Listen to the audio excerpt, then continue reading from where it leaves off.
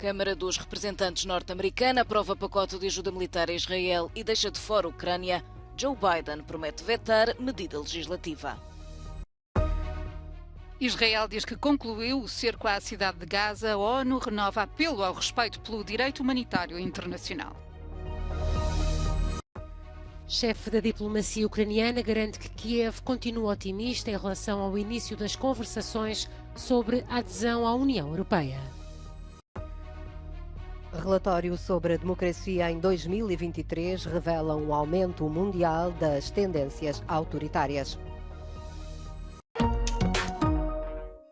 A Câmara dos Representantes dos Estados Unidos aprovou um novo pacote de ajuda militar para Israel no valor de 14 mil milhões de dólares, aproximadamente 13.500 milhões de euros. De fora ficaram fundos para a Ucrânia ou Taiwan, solicitados por Joe Biden. Mike Johnson passa assim o primeiro grande teste à frente da Câmara, mas o novo líder da maioria republicana conseguiu ainda que o auxílio apenas para Israel seja compensado com cortes nas despesas do governo. Uma dupla perda para Biden, que o democrata prometeu vetar.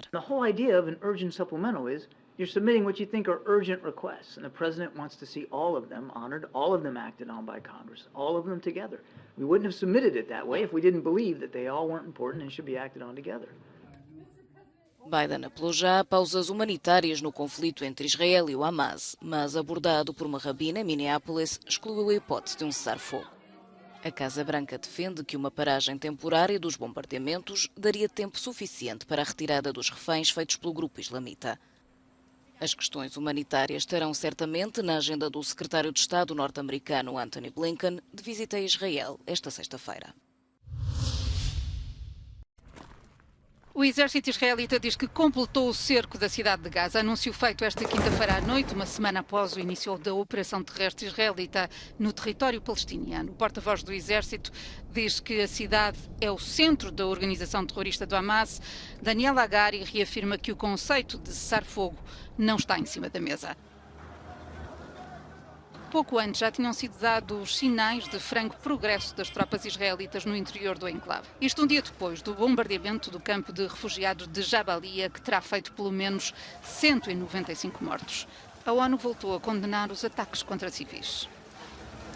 I can tell you that the Secretary-General is appalled over the escalating violence in Gaza, including the killing of Palestinians, including women and children, in Israeli airstrikes in residential areas of the densely populated Jabalia refugee camp. All parties must abide by international law, international humanitarian law, including the principles of distinction, proportionality and precaution.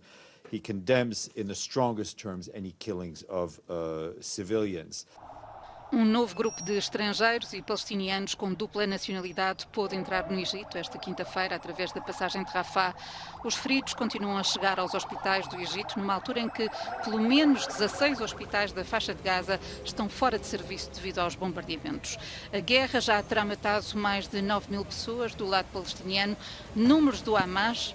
Do lado israelita há pelo menos 1.400 mortos e 242 sequestrados.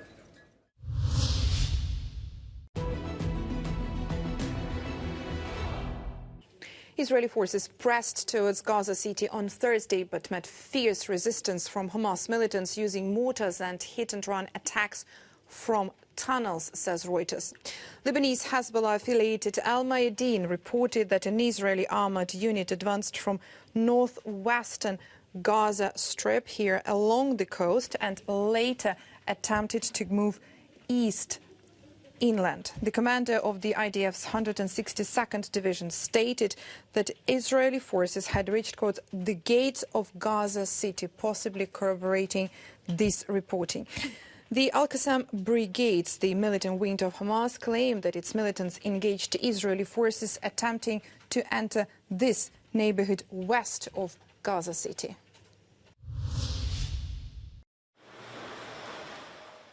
O ministro dos Negócios Estrangeiros da Ucrânia afirmou esta quinta-feira que a candidatura do país à adesão à União Europeia não deve ser travada pela reforma do bloco. Dmytro Kuleba garantiu que Kiev continua otimista. Our main position that I brought from Kiev is that EU reform should not take enlargement process as a hostage, and we have to find the right balance between the process of reforming the European Union and continuing with enlargement.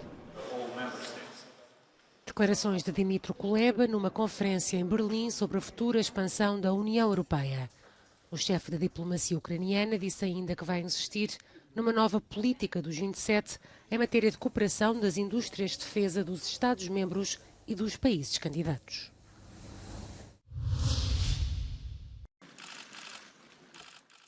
A democracia está em declínio em todo o mundo. Esta é a avaliação do Instituto Internacional para a Democracia e Assistência Eleitoral, que mostra um aumento global de tendências autoritárias. O relatório, denominado Estado Global da Democracia 2023, afirma que todas as regiões do mundo assistiram a um declínio democrático. This is the 6th consecutive year of declines in our data set, the longest such period we've seen since we started collecting data. O estudo, baseado em 173 países, utiliza métricas diferentes para determinar classificações, incluindo liberdades civis, independência judicial e Estado de Direito. A Europa aparece no topo como a região com melhor desempenho do mundo, mas a situação não é a mesma em todo o continente.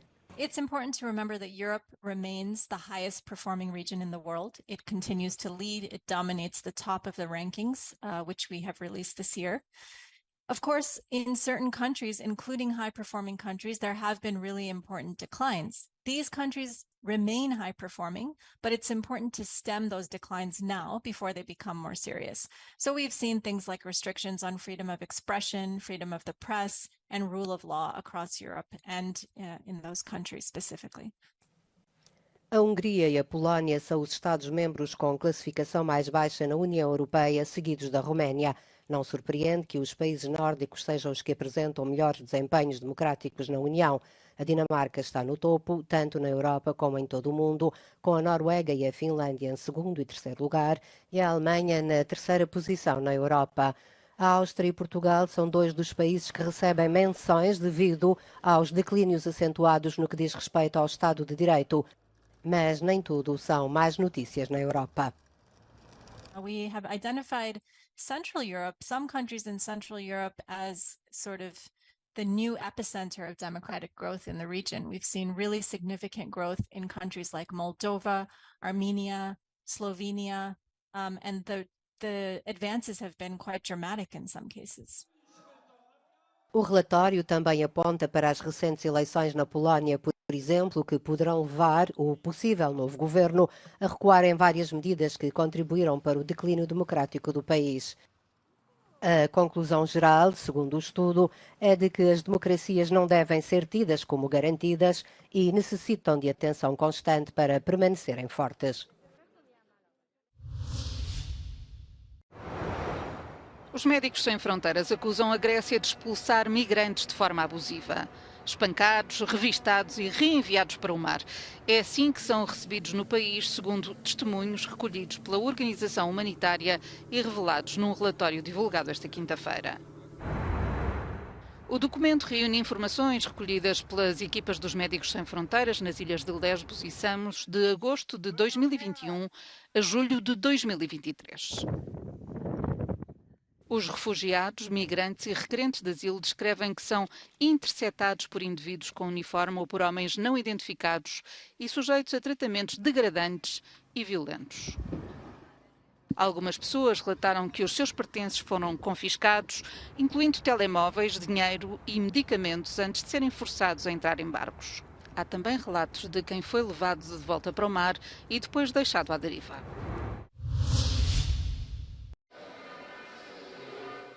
São mais de 20 mil peças recolhidas ao longo dos séculos através de presentes, doações e ofertas. O tesouro de San Genaro está guardado na Catedral de Nápoles há quase 500 anos. A mitra do bispo é uma das peças mais importantes. Pesa 18 quilos, está decorada com quase 4 mil pedras preciosas e pode ser apreciada através de uma imagem em 3 dimensões. Este é um dos tesouros mais ricos do mundo e agora é também um dos mais acessíveis a pessoas com deficiência. Para além da eliminação de barreiras arquitetónicas e de videoguias com linguagem gestual, o museu está preparado para receber pessoas cegas. L'accesso all'arte per noi significa autonomia, significa libertà, significa essere alla pari.